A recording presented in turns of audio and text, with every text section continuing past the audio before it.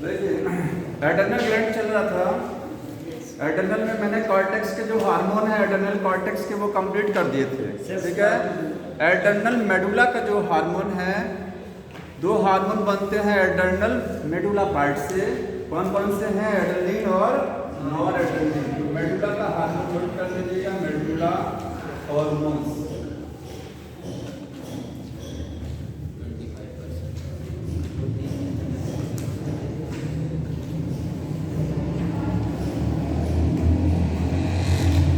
Adrenaline and nor adrenaline.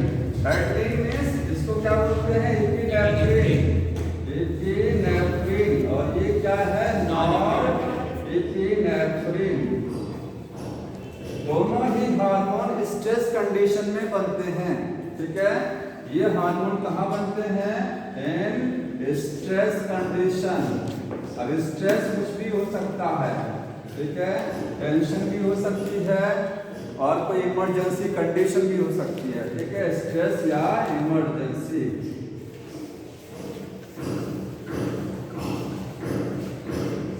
इसलिए इस gland को इमरजेंसी ग्लैंड भी बोला जाता है। किस ग्लैंड को? एड्रेनल ग्लैंड को, पूरे को इमरजेंसी ग्लैंड बोलते हैं। और इससे जो हार्मोन बनता है इमरजेंसी हार्मोन, ठीक है। इस इमरजेंसी हार्मोन को बोलते हैं triple F hormone, TF hormone.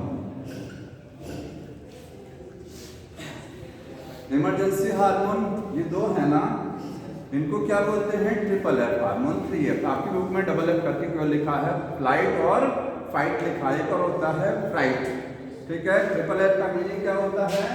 Flight और फाइट हो गया एंड फ्लाइट। फ्लाइट माने उड़ने पर, फ्लाइट किस वहां से निकल लेना, पतली गली से निकल लेना, ठीक है। फ्लाइट होता है डर के अब तो उड़ना तो होता ही। देखिए फ्लाइट का मतलब अगर आपको भय है, डर है, तो इमरजेंसी कंडीशन हुई कि नहीं हुई? उस समय आपको एनर्जी की जरूरत ज्यादा है, बहुत कुछ सोचना है। तो जहां पर आपको सोचने की नौबत आती है या जहां इमरजेंसी आती है वहां पर ये हार्मोन ज्यादा बनेगा, आपको इमरजेंसी कंडीशन से बाहर निकालेगा, ठीक है। फ्लाइट फाइट मींस फाइटिंग होता है, फ्लाइट मींस वहां से हटना होता है, ठीक है।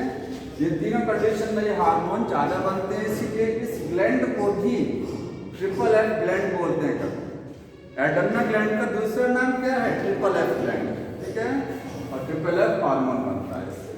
ये हार्मोन क्या करते हैं इमरजेंसी कंडीशन में? क्या करेंगे इमरजेंसी में? जो आपके शरीर के साथ होगा, क्या होता है बॉडी के साथ में? हार्ट रेट बढ़ जाती है, हार्ट रेट बढ़ जाएगा। और क्या है? ब्लड प्रेशर इंक्रीज हो जाएगा, ठीक है। हार्ट रेट और blood pressure increase.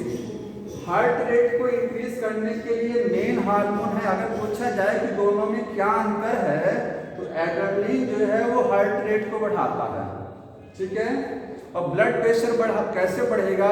Blood vessels को सिकोड़ना पड़ेगा, संकुचित करना पड़ेगा, उसके लिए नॉर एड्रेनलिन, ठीक है। समझ में आया? दोनों में थोड़ा सा अंतर होता है। तो हार्ट रेट बढ़ जाएगा, ब्लड प्रेशर बढ़ जाएगा। और क्या होगा? अलर्टनेस इंक्रीज हो जाएगी। आप चौकन्ने हो जाएंगे, अलर्ट हो जाएंगे, ठीक है। आपकी बॉडी में ब्लड का फ्लो बढ़ जाएगा। और क्या होगा? रेट ऑफ रेस्पिरेशन बढ़ जाएगा। बढ़ेगा कि नहीं बढ़ेगा? क्योंकि हमको अल्टीमेटली ATP ज्यादा बनाना है। ये हार्मोन करते क्या है? बॉडी में आपके एनर्जी फॉर्मेशन को फास्ट कर देंगे। एनर्जी कैसे ज्यादा बनेगा? हार्ट रेट बढ़ेगा तो श्वसन फास्ट होगा, बॉडी में जल्दी जल्दी कोशिकाओं में ब्लड पहुंचेगा। ब्लड प्रेशर ज्यादा होगा तो फास्ट ब्लड पहुंचेगा, ठीक है। समझ में आ रहा है? तो इन सब चीजों से क्या होगा? ATP ज्यादा बनेगा, मतलब रेट ऑफ रेस्पिरेशन क्या हो जाएगा? फास्ट हो जाएगा। ब्रीदिंग क्या हो जाएगी? फास्ट हो जाएगी, सब कुछ फास्ट हो जाएगा। एक और लिखा बुक में, ग्लाइकोजेनेसिस के साथ क्या होगा? तो ग्लाइकोजेनेसिस प्रोसेस फास्ट हो जाएगा। ये क्यों फास्ट होगा? एनर्जी ज्यादा, क्योंकि ग्लूकोज ज्यादा चाहिए। एनर्जी ज्यादा कैसे बनेगा? ज्यादा ऑक्सीजन चाहिए, ज्यादा ग्लूकोज। ग्लूकोज तब ज्यादा बनेगा, मिलेगा जब ये टूटेगा। एक्स्ट्रा ग्लाइकोजन जो आपकी बॉडी में है, स्टोर है, इकट्ठा, वो क्या होगा? टूटना चालू हो जाएगा, ठीक है। और ज्यादा ग्लूकोज ब्लड में हो जाएगा। और कुछ लिखा गया देख लीजिएगा इसमें, लाइन का चलना, हेयर का बढ़ना। हाँ, बॉडी में जो हेयर होते हैं ना, रोकटे खड़े हो जाते हैं, बोलते नहीं अलर्ट कंडीशन में, ठीक है, वो है, ठीक है। स्किन के जो हेयर होते हैं वो स्टैंड हो जाएंगे। पसीना भी हाँ स्वेटिंग हो जाएगी, ठीक है, स्वेटिंग इंक्रीज हो जाएगी। पीपल डायलेशन लिखा गया होगा, प्यूपल डायलेशन, ठीक है, आंखें फाड़ के देखने लग जाते हैं, होता है, ठीक है। ये हो गया पीपल डायलेट का मतलब डायलेट होगा, ज़्यादा इसमें रोशनी जाएगी आंखों में, ठीक है, ये सब चीज़ें। ये स्ट्रेस कंडीशन का हो गया लो हार्मोन, ठीक। ये हार्मोन, ये पूरा, ये दोनों हार्मोन किसके कंट्रोल में रहते हैं? नर्वस सिस्टम के। ये पिट्यूटरी ग्लैंड के कंट्रोल में नहीं है, ACTH के कंट्रोल में नहीं है, मैंने लास्ट टाइम बताया था। ये आपको सिंपैथेटिक नर्वस सिस्टम जो होता है उसके कंट्रोल में रहता है, ठीक है।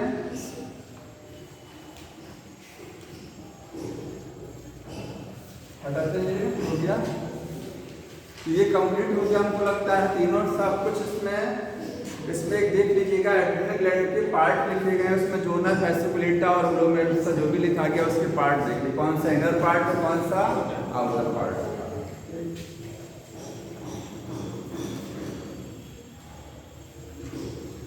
इसके बाद नेक्स्ट ग्लैंड है पैनक्रियास।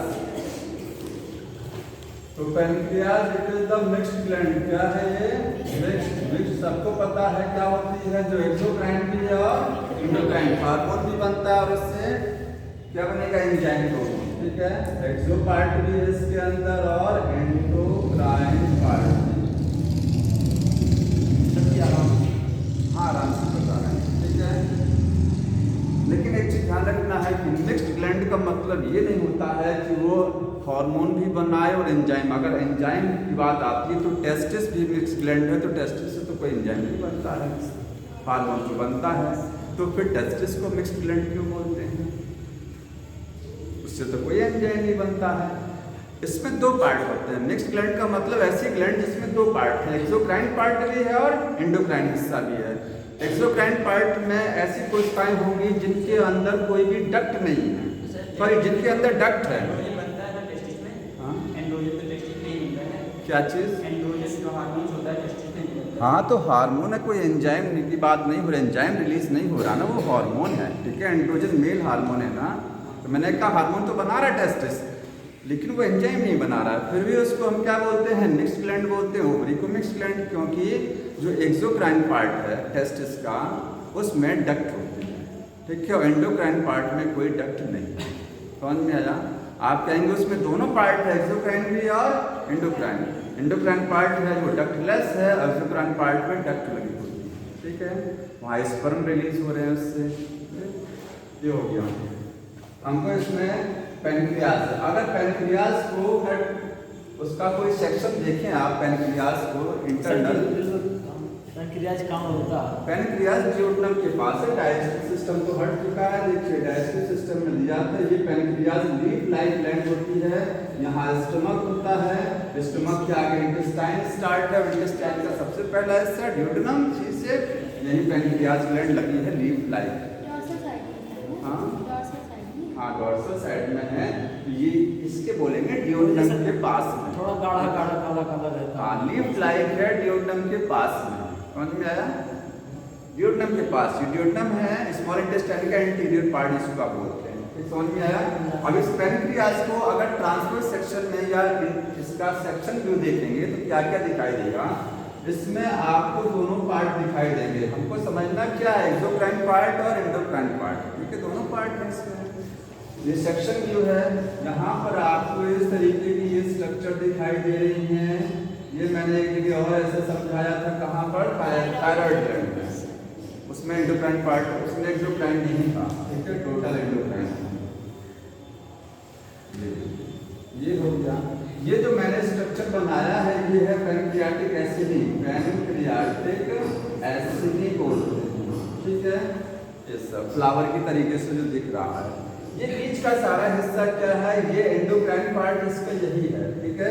इसमें आपको कोशिकाएं कुछ दिखाई देगी, कुछ सेल्स नजर आएंगी, ये मैं पूरे लिख दे रहा हूँ। ये क्या है? इसका एंडोक्राइन पार्ट है, ठीक है, और बाहर वाला हिस्सा क्या है? Exocrine part. एंडोक्राइन पार्ट को क्या बोलते हैं? आइसोलेट्स ऑफ लैंगरहैंस, ठीक है, समझ में आया?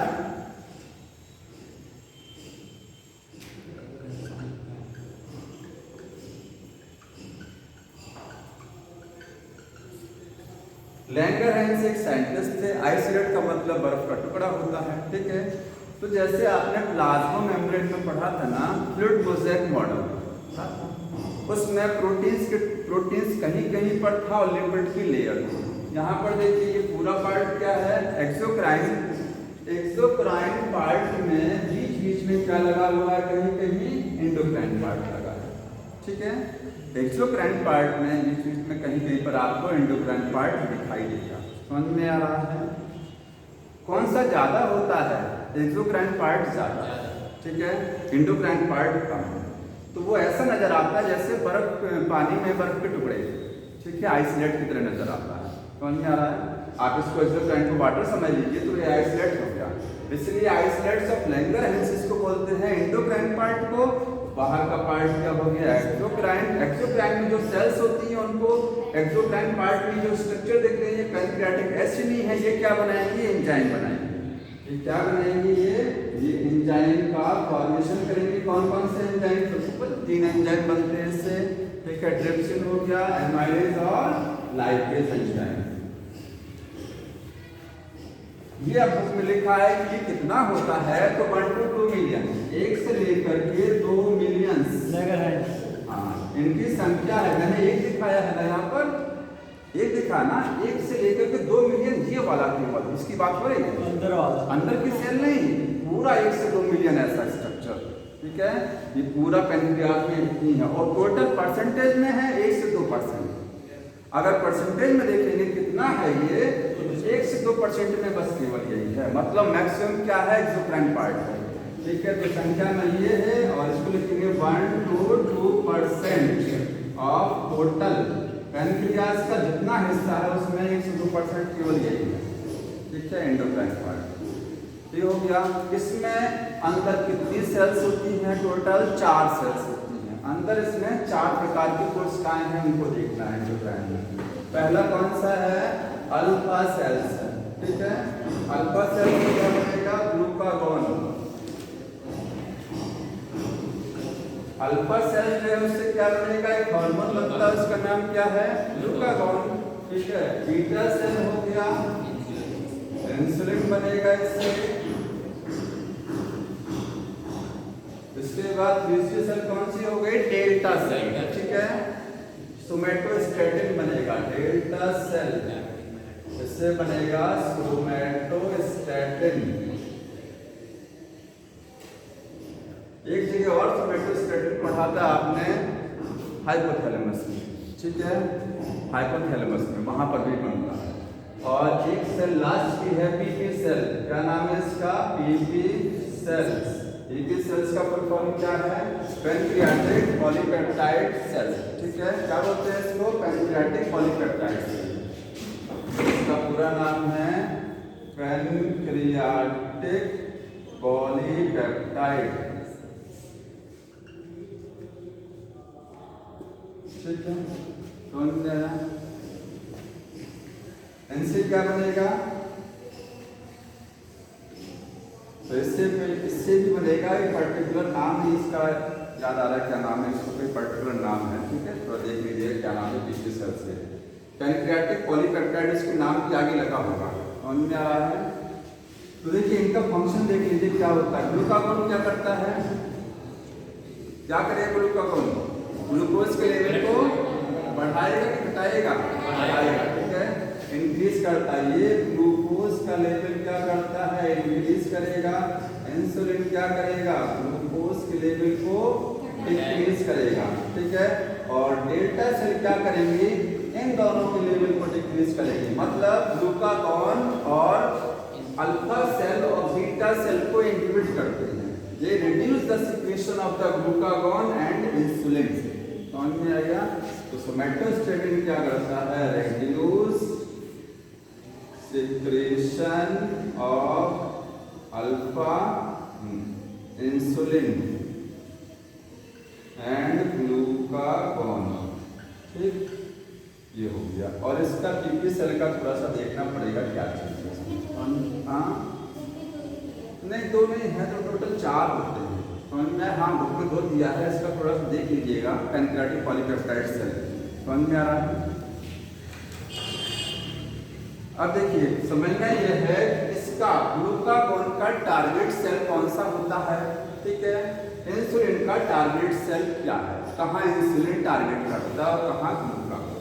तो लिख लीजिएगा ग्लूकागॉन का जो मेन टारगेट है, मेन टारगेट ऑर्गन वो क्या है यहाँ पर, वो है लिवर हो गया, ठीक है, और मसल्स पर ये टारगेट करता है, लिवर और मसल्स पर। इंसुलिन का टारगेट साइट क्या है, इंसुलिन का लिखिएगा ये लिवर, मसल्स और साथ में एडिपोज टिश्यू, इसका एडिपोज टिश्यू भी है, तीन जगह जाकर के वर्क करता है। ग्लूकोज का लेवल इंसुलिन घटाएगा तीन जगह, एक जो है वो लिवर की मदद से, एक मसल्स की और एक एडिपोज टिश्यू की मदद से, ठीक है। और समझना ये है कि ग्लूकोज का लेवल घटता कैसे है, ठीक है। हाँ क्या कह रहे हैं, हाँ हिपैटोसाइट। देखिए लिवर की सेल का नाम क्या है, हिपैटोसाइट।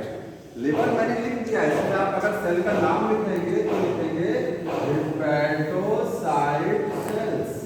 लिवर में जो सेल्स हैं उनको क्या बोलते हैं, हिपैटोसाइट सेल्स, ठीक।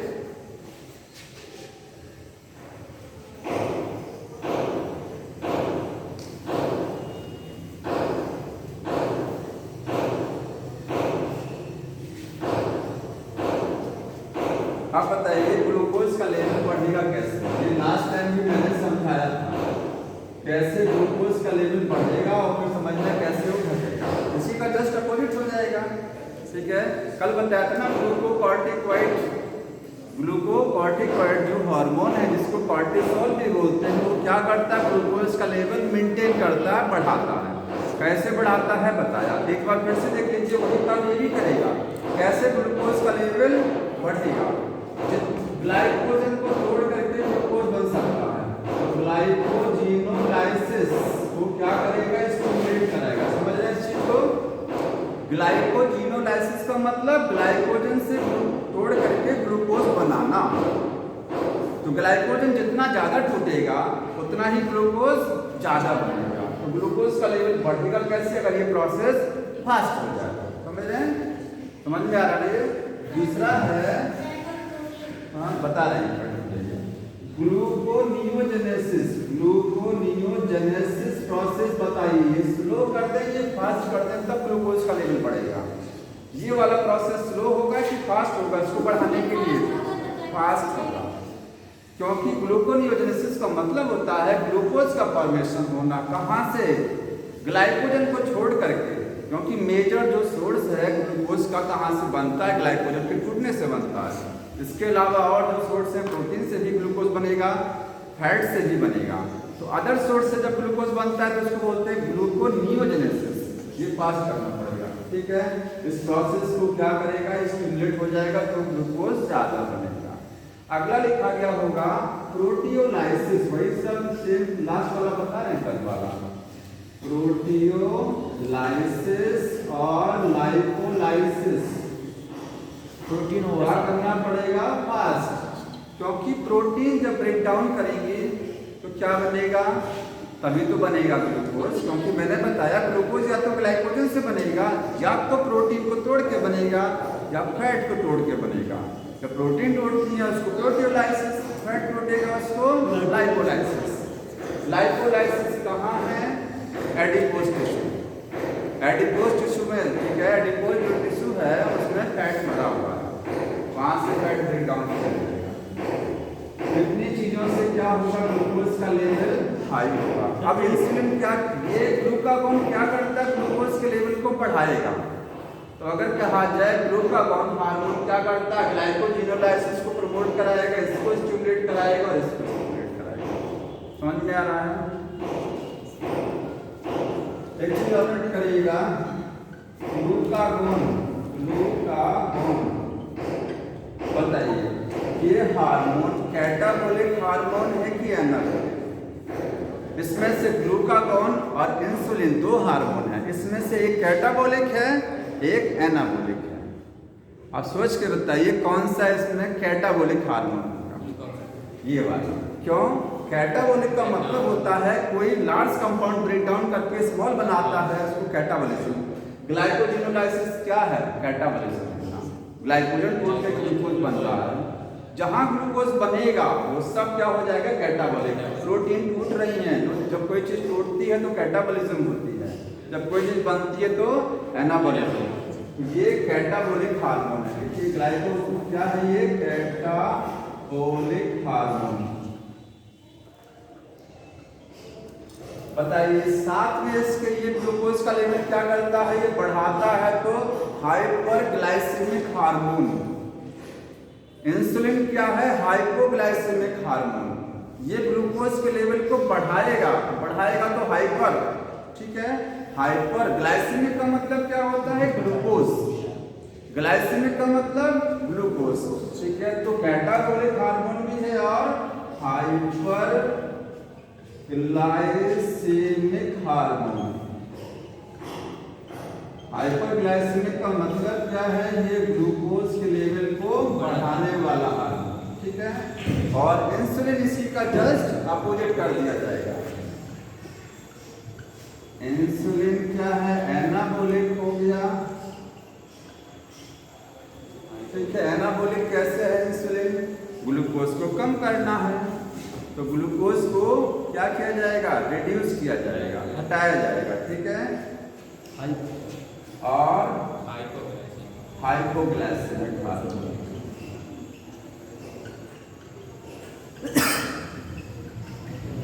बताइए ग्लूकोज कैसे हटाया जाएगा? एनाबोलिक है, एनाबोलिज्म होगी, ग्लूकोज कैसे कम किया जाएगा? दो तरीके से, या तो रेस्पिरेशन रेट फास्ट हो जाए, ग्लूकोज का ऑक्सीडेशन होने लगे, लेकिन दूसरा तरीका क्या? ग्लाइकोजन बनाकर, ठीक है।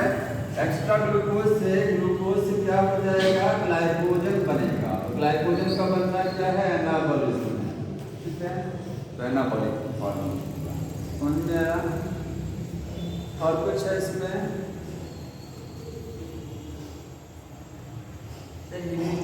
हाँ क्या कर रहे हैं?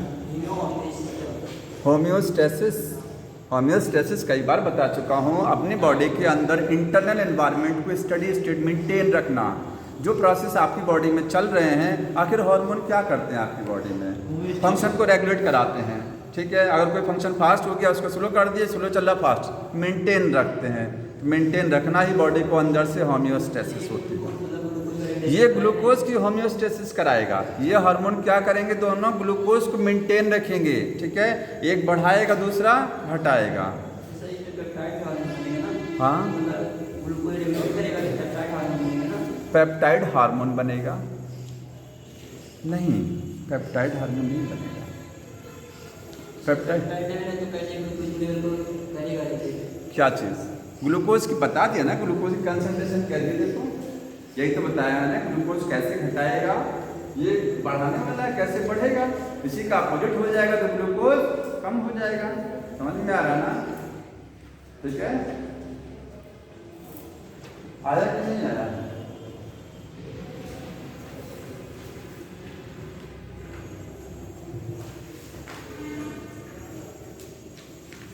तो ग्लूकोज की कंसंट्रेशन को रेगुलेट करता है, ग्लूकोज को बैलेंस रखता है। अकेले की बस की बात नहीं है, दोनों हार्मोन क्या करेंगे? मिलके, जैसे थायरोकैल्सिटोनिन था और एक क्या था? पैराथायराइड हार्मोन, दोनों मिल करके कैल्शियम के लेवल को मेंटेन रखते हैं। ऐसे दोनों ग्लूकोज के लेवल को मेंटेन रखेंगे, ठीक है। इसकी कमी हो जाएगी तो क्या होगा? डायबिटीज, मेलाइटिस हो जाएगी और ग्लाइकोसूरिया हो जाएगा, ठीक है। यूरिन में क्या आने लगेगा? ग्लूकोज आने लगेगा, ग्लाइकोसूरिया। यूरिन आउटपुट बढ़ जाएगा, पॉलीयूरिया। उसी को क्या बोलते हैं?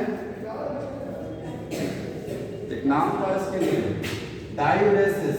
डायूरेसिस का मतलब फ्रीक्वेंट यूरिनेशन, बहुत ज्यादा यूरिनेशन, ठीक है, या पॉलीयूरिया, ठीक है।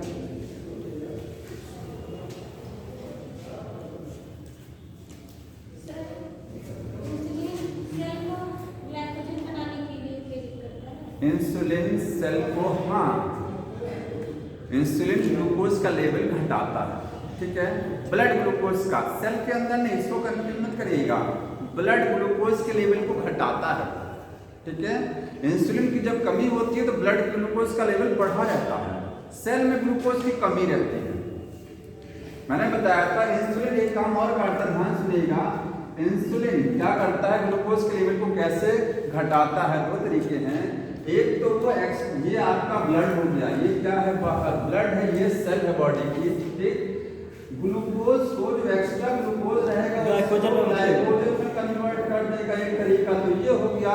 और दूसरा क्या है, सेल के अंदर ग्लूकोज के ट्रांसपोर्ट को बढ़ाता है, ठीक है। अगर इंसुलिन रहेगा तो आपकी कोशिकाओं में ग्लूकोज सेल में अंदर पहुंचेगा और आपको थकान नहीं लगेगी, शरीर में एटीपी बनेगी, वेट लॉस नहीं होगा, रेस्पिरेशन प्रॉपर चलेगा, क्योंकि ग्लूकोज सेल में इंटर भी कराता है। इंसुलिन का काम ये भी है कि it increase the glucose uptake inside the cell, cell में ग्लूकोज के अपटेक को बढ़ा देता है। इसीलिए जब इंसुलिन की कमी होती है तो ब्लड का ग्लूकोज लेवल हाई रहता है, लेकिन आपके सेल में ग्लूकोज नहीं पहुंचता है प्रॉपरली, इसलिए शरीर में थकान महसूस होती है, वेट लॉस होता है, क्योंकि कोशिकाओं में एनर्जी नहीं बन रही है, रेस्पिरेशन स्लो है, खाना सामने रखा है, खा नहीं पा रहे हैं, होता ना।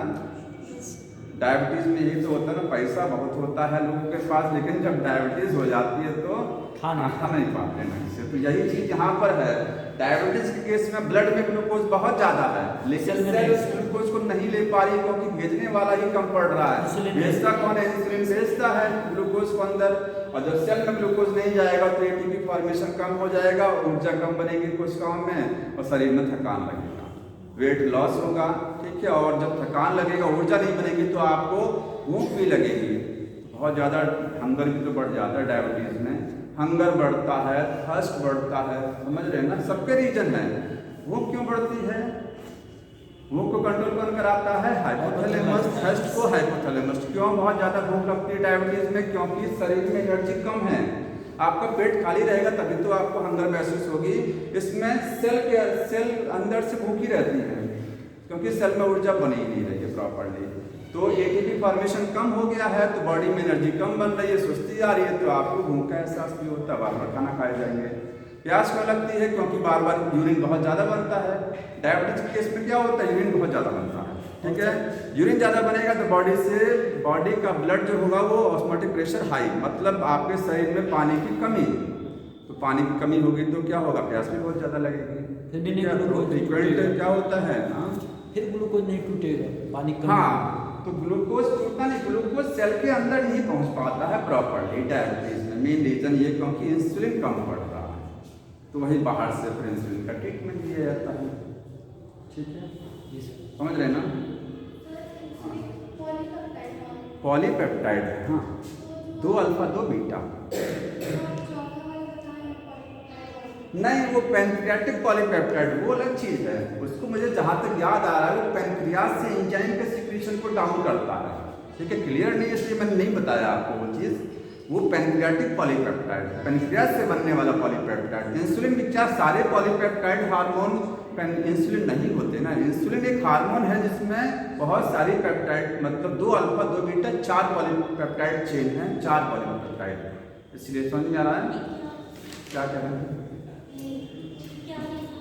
हाँ, सबसे 51 अमीनो एसिड का होता है, कोई भी पॉलीपेप्टाइड 51 से नीचे नहीं होता है, ठीक है। मैक्सिमम हो सकता है, मिनिमम ऑन एवरेज देखा जाए 100 अमीनो एसिड होने चाहिए किसी प्रोटीन चेन में। इंसुलिन में 51 अमीनो एसिड होते हैं, सबसे कम उसी में, ठीक है, 51 अमीनो एसिड हो गया ये। अब देखा दीजिए वो कुछ बचा है इसमें, देखिए इस टॉपिक में इंसुलिन। हाँ बताइए। 4 लाइन है, खाली एक लाइन बोल दिए, कुछ लिखा है नहीं, लिखा ही नहीं इस वाले में जो रोग डायबिटीज वाले में हम उधर समझा चुके थे, इसलिए जब किडनी पढ़ा रहे थे। 2 लाइन लिख दीजिए, नहीं बाद में कॉपी देखते हैं तो लगता है कुछ ये नहीं है। 1-2 लाइन आप लिख रहे, आप लिख देते हैं तो अलग माहौल रहता है, माहौल क्रिएट कर लो।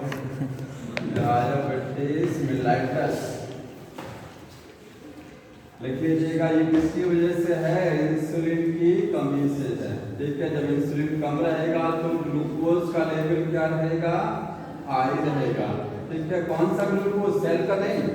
अगर क्वेश्चन में आता है क्या सेल का ग्लूकोज हाई रहेगा तो ब्लड का हो जाएगा, ब्लड ग्लूकोज, ठीक है, ब्लड का हाई रहेगा।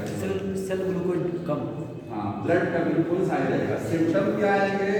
तो सिम्टम लिखिएगा ग्लाइकोसूरिया। ग्लाइकोसूरिया का मतलब मैंने लिखा था, वहीं से कॉपी कर देना, ठीक है।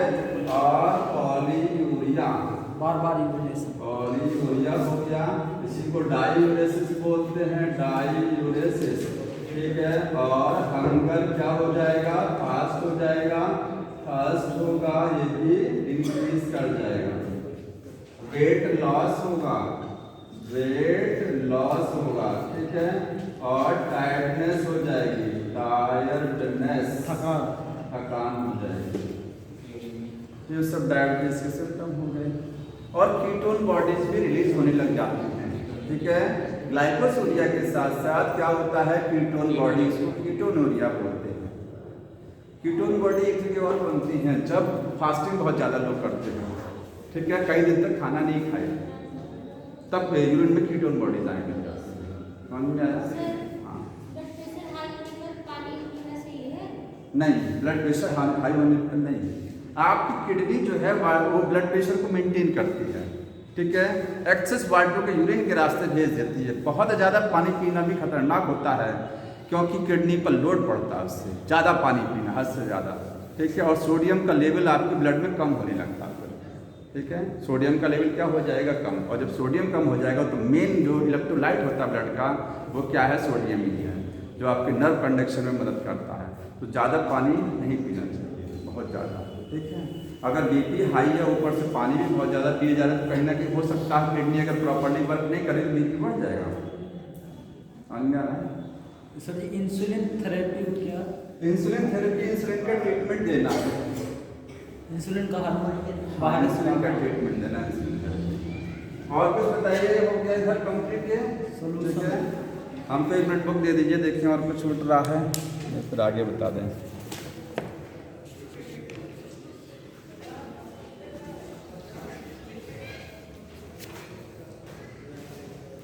आगे का लिखा है टेस्टिस। तो टेस्टिस आपने पढ़ चुके हैं रिप्रोडक्टिव सिस्टम में, ठीक है।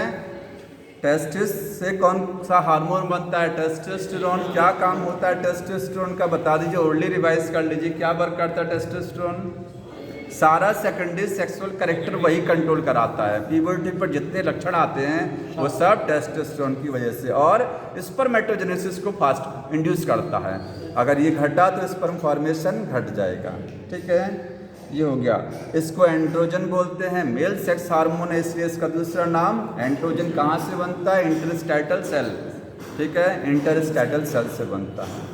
समझ में आ रहा है? और किसके अंडर में बनता है? तो पिट्यूटरी ग्लैंड से ICH बनता है, ICSH, इंटरस्टैटल सेल स्टिमुलेटिंग हार्मोन, ठीक है। उसके अंडर में ये टेस्टोस्टेरोन बनता है। ये हो गया।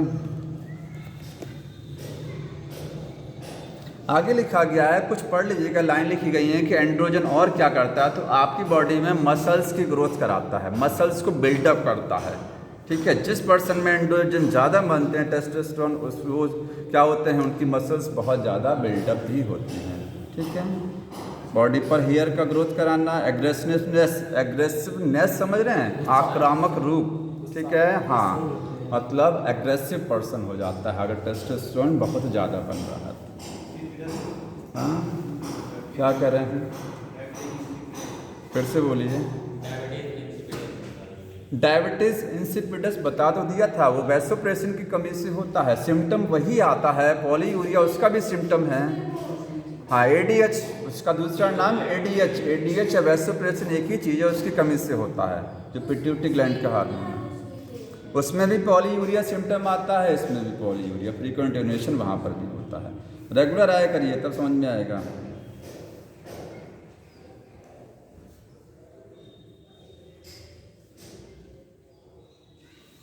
एक लाइन लिखी गई है, androgen act on the central nervous system and influence the male sexual behaviour libido, ठीक है। एंड्रोजन जो टेस्टोस्टेरोन है, ये सेक्सुअल डिज़ायर को भी प्रमोट कराता है, क्योंकि ये सीधे सेंट्रल नर्वस सिस्टम पर वर्क करता है और लिबिडो या सेक्सुअल बिहेवियर को प्रमोट कराता है, ठीक है। These hormones produce anabolic effect on the protein and carbohydrate metabolism। इस लाइन को अंडरलाइन जरूर कर लीजिएगा, ये वाली लाइन। कि टेस्टोस्टेरोन कैसा हार्मोन है, क्या इफेक्ट दिखाता है बॉडी में। तो टेस्टोस्टेरोन एनाबॉलिक इफेक्ट दिखाता है कि कैटाबॉलिक, एनाबॉलिक इफेक्ट, ठीक है। मतलब प्रोटीन और कार्बोहाइड्रेट की मेटाबॉलिज्म को इफेक्ट करता है, ठीक है। मतलब प्रोटीन के फॉर्मेशन को बढ़ाएगा, प्रोटीन बनाने में मदद करेगा शरीर में, क्योंकि बॉडी में बिल्डअप कैसे होगा, मसल्स कैसे बिल्डअप होंगी, जब तक शरीर में प्रोटीन नहीं बनेगी, एक्स्ट्रा प्रोटीन नहीं बनेगी तो कैसे मसल्स में बिल्डअप आएगा। तो इसका मतलब सीधी सी बात है कि प्रोटीन फॉर्मेशन को क्या कर रहा है, प्रमोट करा रहा है, और कार्बोहाइड्रेट सिंथेसिस को भी प्रमोट कराता है, ठीक है। एनाबॉलिक हार्मोन है। हाँ बताइए। ये एस्ट्रोजन का फंक्शन बताओ। ये एस्ट्रोजन नहीं है, ये टेस्टोस्टेरोन का फंक्शन है, क्योंकि एक लाइन लिखा गया था इसमें, टेस्टोस्टेरोन में एक लाइन लिखा है कि ये क्या करता है, कार्बोहाइड्रेट और प्रोटीन के सिंथेसिस को क्या करेगा, प्रमोट कराएगा, बॉडी में मसल्स को बिल्डअप कराता है। तो बिल्डअप मसल्स कैसे होंगी, जब ज़्यादा प्रोटीन शरीर में रहेगी तो मसल्स पर तभी तो बिल्डअप होंगी। इसका मतलब प्रोटीन चाहिए तो प्रोटीन फॉर्मेशन फास्ट होना चाहिए। कुछ चीज़ें जैसे इनडायरेक्टली वे में भी समझ लेना चाहिए, अब हर चीज़ इसमें रटा नहीं जाएगा, ठीक है। ओवरी से बनने वाला हार्मोन एस्ट्रोजन और प्रोजेस्टेरोन, ठीक है। प्रोजेस्टेरोन ओवरी से भी बनता है, कॉर्पस लुटियम, और प्लेसेंटा से उसके बाद में बनता है। जब प्लेसेंटा बन गया तो प्रोजेस्टेरोन कहाँ से बनता है, प्लेसेंटा से। जब तक प्लेसेंटा नहीं बना रहता तब तक ओवरी से बनेगा, ओवरी में जो कॉर्पस ल्यूटियम है, समझ में आया। और एस्ट्रोजन कहाँ से बनता है, एग्जैक्ट बताइए कहाँ से बनता है एस्ट्रोजन, ओवरी में किस पार्ट से, कॉर्पस ल्यूटियम से नहीं बनेगा। एस्ट्रोजन ओवरी के किस हिस्से से बनता है, ovarian follicle. Follicle primary follicle है और एक है टर्सरी फॉलिकल। किस से ज़्यादा एस्ट्रोजन बनेगा, प्राइमरी से कि टर्सरी से, टर्सरी। जितना बड़ा फॉलिकल उतना ही ज़्यादा एस्ट्रोजन। डेवलपिंग फॉलिकल से बनता, फॉलिकल डेवलप होकर बड़ी होती रहती हैं, एस्ट्रोजन का लेवल भी क्या होता रहता है, बढ़ता रहता है, समझ में आ रहा है। और जब फॉलिकल रैप्चर हो जाती हैं तो रिमेनिंग पार्ट, अंडा ओवम निकलने के बाद में जो फॉलिकल का हिस्सा बचा रहता है उसको हम लोग क्या बोलते हैं, कॉर्पस ल्यूटियम बोलते हैं ना। उस कॉर्पस ल्यूटियम से क्या बनता है, प्रोजेस्टेरोन बनता है, ठीक है, प्रोजेस्टेरोन। और उसको रिलीज कराने के लिए LH नेसेसरी होता है, ठीक है। तो ओवरी से कितने हार्मोन बनते हैं, ओवरी से आपने प्रोजेस्टेरोन हो गया, एस्ट्रोजन हो गया, और बताइए रिलैक्सिन हार्मोन। एक तीसरा हार्मोन कौन सा होता है, रिलैक्सिन, जो पार्टुरेशन के टाइम पर मदद करता है। जब डिलीवरी ऑफ चाइल्ड होता है उस समय वो हार्मोन मदद करता है, प्यूबिक सिम्फाइसिस को रिलैक्स कराता है, ठीक है। ऑक्सीटोसिन तो उसका हार्मोन है, पिट्यूटरी ग्लैंड का हार्मोन है, वो ओवरी का हार्मोन है। ओवरी से 3 ही हार्मोन बनते हैं, समझ में आया। प्लेसेंटा से कितने हार्मोन बनते हैं, 2 नहीं और भी हैं, 3 कम से कम। देखिए एक है प्रोजेस्टेरोन, एक है HPL ह्यूमन प्लेसेंटा लैक्टोजन, और एक क्या है HCG हार्मोन, ठीक है, HCG हार्मोन क्या बताता है कि प्रेगनेंसी डेवलप है। HCG का लेवल यूरिन में आता है तो वो इंडिकेट करता है कि प्रेगनेंसी है, ठीक है, क्योंकि प्लेसेंटा बनेगा तभी HCG बनेगा। हाँ प्लेसेंटा से ही आता है, ठीक है। तो एस्ट्रोजन कहाँ से, और एस्ट्रोजन का रोल क्या है, जो काम टेस्टोस्टेरोन मेल में करता है वही काम फीमेल में एस्ट्रोजन करेगा। ओवरऑल पूरी बॉडी में ग्रोथ कराएगा एस्ट्रोजन, ओवरऑल ग्रोथ को कराता है, ठीक है। प्यूबर्टी पर जितने लक्षण आते हैं फीमेल में वो किसकी वजह से आते हैं, एस्ट्रोजन की वजह से आते हैं। और एस्ट्रोजन ओवा के फॉर्मेशन में भी मदद करता है, जैसे मैंने टेस्टोस्टेरोन का बताया। ओवरऑल सेकेंडरी सेक्सुअल कैरेक्टर को कंट्रोल कराएगा टेस्टोस्टेरोन, और स्पर्मेटोजेनेसिस को ऐसे आप फीमेल में इसको बोलेंगे, ठीक है।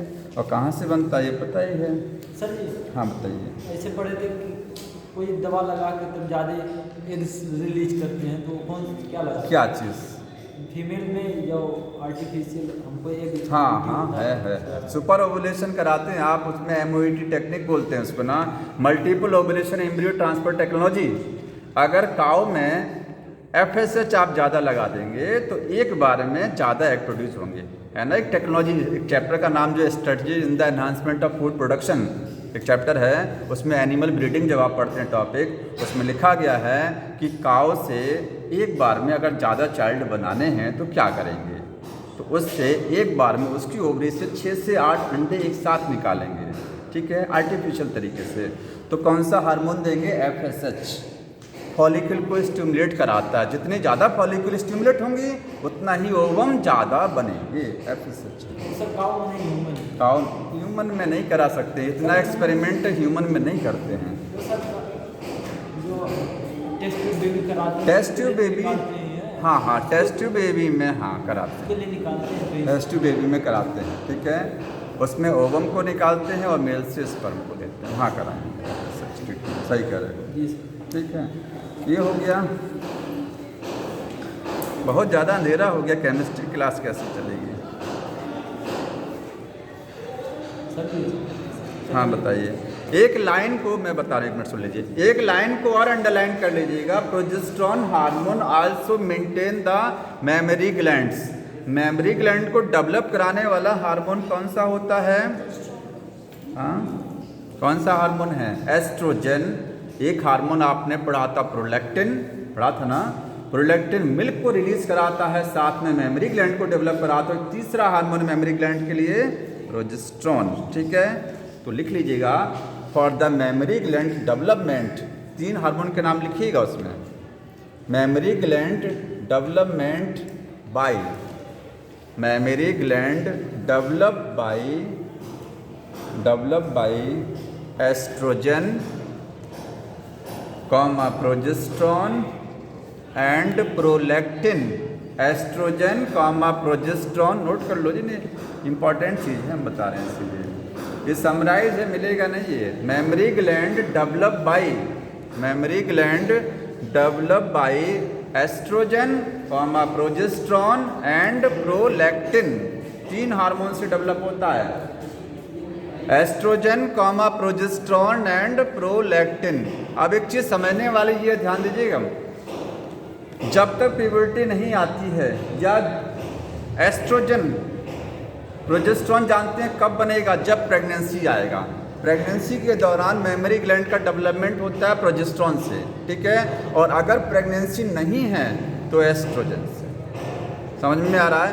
क्योंकि प्रोलैक्टिन जो हार्मोन है वो मिल्क के फॉर्मेशन में मदद करता है और मिल्क और मेमोरी ग्लैंड को डेवलप। मिल्क का फॉर्मेशन जनरली तब होता है कि जब प्रेगनेंसी डेवलप होती है। अगर प्रेगनेंसी नहीं है तो मिल्क का फॉर्मेशन नहीं होगा मेमोरी ग्लैंड। इसका मतलब प्रोलैक्टिन हार्मोन और प्रोजेस्टेरॉन मेमोरी ग्लैंड को डेवलप प्रेगनेंसी के दौरान कराता है। और प्रेगनेंसी नहीं है या छोटे बच्चा है, ठीक है, प्यूबर्टी तक मेमोरी ग्लैंड का डेवलपमेंट कौन कराएगा? एस्ट्रोजन। तो मेन हार्मोन कौन है? एस्ट्रोजन। लेकिन प्रेगनेंसी के टाइम पर प्रोजेस्टेरॉन और प्रोलैक्टिन। समझ रहे हैं इस चीज़ को? हाँ, बड़ा इधर से शोर होता रहता है, आवाज़ ही, हमारी आवाज़ ही नहीं जाती है वहाँ तक। क्या लिखा है ये? हाँ तुमने नहीं, वो बता दीजिए लिखा क्या? ये जो लिखा है हमको समझ में नहीं आ रहा। एक तो अंधेरा बहुत है। ये क्या लिखा है? ये लिखा है स्ट्रैटम। हाँ, stratum, stratum germinicum type of epithelium. अच्छा, स्ट्रेटम जर्मेनिकम, ये आपको ओवरी का शायद, ठीक है। हाँ, तो ओवरी में कौन सा होता है? स्क्वेमस नहीं है, क्यूबोडियल होता है। ओवरी में कौन सा एपिथेलियम? क्यूबोडियल। हाँ सर, यही है ना? आंसर मुझे नहीं पता, शायद यही होगा, चेक कर लेना एक बार। स्ट्रेटम यहाँ जर्मेनिकम लगा। जर्मेनिकम मतलब जिससे कोई जर्म सेल बनती है। टेस्टिस ओवरी की सेल का है ये लेयर, टेस्टिस ओवरी। आप देखिएगा आंसर क्यूबोडियल होगा, एक बार ऐसे सर्च कर लीजिएगा इसको, ठीक है। यही क्यूबोडियल ही सही है, देख लेना एक बार।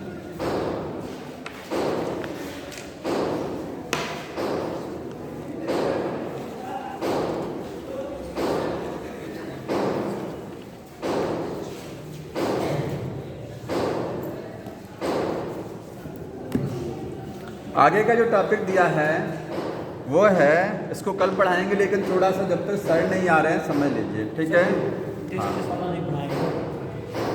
टेस्टिस वाला आखिर 3rd चैप्टर में पढ़ लिए हैं ना सर? वो उनको पढ़े ही नहीं, वो किससे पढ़ाते हैं? सबसे पूछ लीजिए, आप पढ़ाते हैं, आपको पढ़ाते हैं। अब अंधेरा हो गया आज, असल में दिक्कत ये है ना।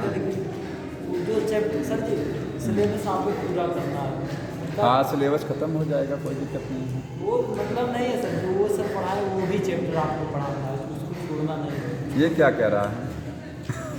ये तो एक्स्ट्रा लोड दे रहा है हमको। एक्स्ट्रा लोड नहीं सर, वो पता नहीं कैसे पढ़ाते हैं उसको। तो वो चैप्टर नहीं ख़त्म हो पाएंगे, इसलिए आप कह दीजिए कि सर थोड़ा सा स्लो चलिए आप, ठीक है थोड़ा धीरे धीरे चलेंगे। हम जो है आपको बायोटेक्नोलॉजी के आगे के चैप्टर हम आपको पढ़ा देंगे, ठीक है, या जहाँ से भी कहेंगे।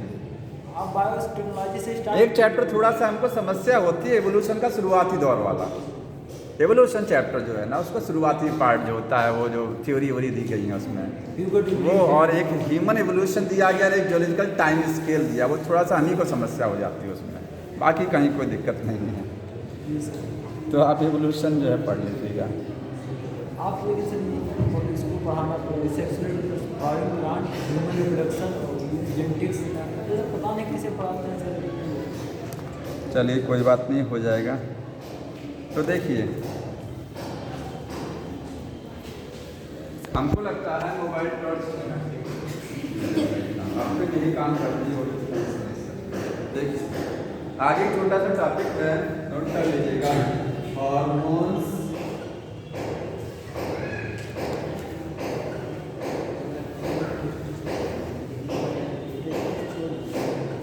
हमारी बॉडी के कुछ हिस्से और भी ऐसे हैं जहाँ से हार्मोन बनते हैं, लेकिन वो एंडोक्राइन ग्लैंड्स नहीं है। ध्यान सुनिएगा, वो एंडोक्राइन ग्लैंड नहीं, ठीक है। हार्मोन आपने पढ़ा ना कहाँ कहाँ से बनता है, एंडोक्राइन ग्लैंड से बनता है, लेकिन बॉडी में बहुत सारे पार्ट कुछ और भी हैं जो कि एंडोक्राइन ग्लैंड नहीं है, लेकिन वहाँ से भी हार्मोन बनते हैं, उनको आप एंडोक्राइन ग्लैंड नहीं बोलेंगे, ठीक है। लिखा है हेडिंग देखिए, hormones of the heart, kidney and gastrointestinal tract. मैंने अदर पार्ट देखा, अदर पार्ट का मतलब क्या हो गया, हार्ट से हार्मोन बनेगा, किडनी से भी बनेगा, और GIT का मतलब गैस्ट्रोइंटेस्टाइनल ट्रैक्ट, या इसको आप एलिमेंट्री कैनाल भी बोल सकते हैं। क्या बोलेंगे इसको, एलिमेंट्री कैनाल, ठीक है। तो यहाँ लिखिएगा हार्मोन, यहाँ कैसे बनेगा, हार्मोन्स प्रोड्यूस्ड, हार्मोन्स आल्सो लिखना, आल्सो प्रोड्यूस्ड बाय सेल्स और टिश्यू। हमारी बॉडी में कुछ सेल्स होती है या कुछ टिश्यू होते हैं, उनसे भी हार्मोन बनते हैं। ये सेल या टिश्यू क्या हैं, they are not endocrine gland, ये एंडोक्राइन ग्लैंड्स नहीं है, ठीक है। यहाँ से हमारी बॉडी में कुछ सेल है, टिश्यू है, जिससे क्या बनेगा, हार्मोन बनेगा, लेकिन ये एंडोक्राइन ग्लैंड नहीं होती। अब कौन कौन सा है, शॉर्ट फॉर्मेट के लिए हार्ट है, हार्ट से कौन सा हार्मोन बनता है, ANF। ANF मैंने बता दिया है क्या करता है, वैसोडाइलेशन कराता है। अगर ब्लड प्रेशर बढ़ा है तो इसको घटाने का काम यही करेगा, ये ज़्यादा बढ़ेगा, ये BP को घटाएगा, इसके रिसेप्टर लगेंगे, क्योंकि हार्ट के एट्रिया से बनता है। कहाँ से बनता है, from atria, atria of heart. कब बनता है, व्हेन ब्लड प्रेशर क्या होता है, हाई होता है, तब ये बनेगा। तो करेगा क्या, ये रिड्यूस द BP को घटाएगा, ठीक, रिड्यूस करता है ब्लड प्रेशर को। कैसे ब्लड प्रेशर को, by vasodilation, vasodilation, blood vessels को डायलेट करा करके ये BP को घटा देता है। तो BP जब ज़्यादा बढ़ा हुआ रहता है तभी ये बनता है। तो ये ANF हो गया। दूसरा बताइए, किडनी से कौन सा हार्मोन बनता है, तो किडनी से दो हार्मोन, रेनिन और एक है इरेथ्रोपोएटिन। इरेथ्रोपोएटिन बुक में ही लिखा हुआ है, तो दो बनते हैं। रेनिन क्या करता है, बता दिया मैंने पूरा मैकेनिज्म, एंजियोटेंसिनोजिन को एंजियोटेंसिन में कन्वर्ट कराता है, जो कि एल्डोस्टेरोन को सिग्नल देता है।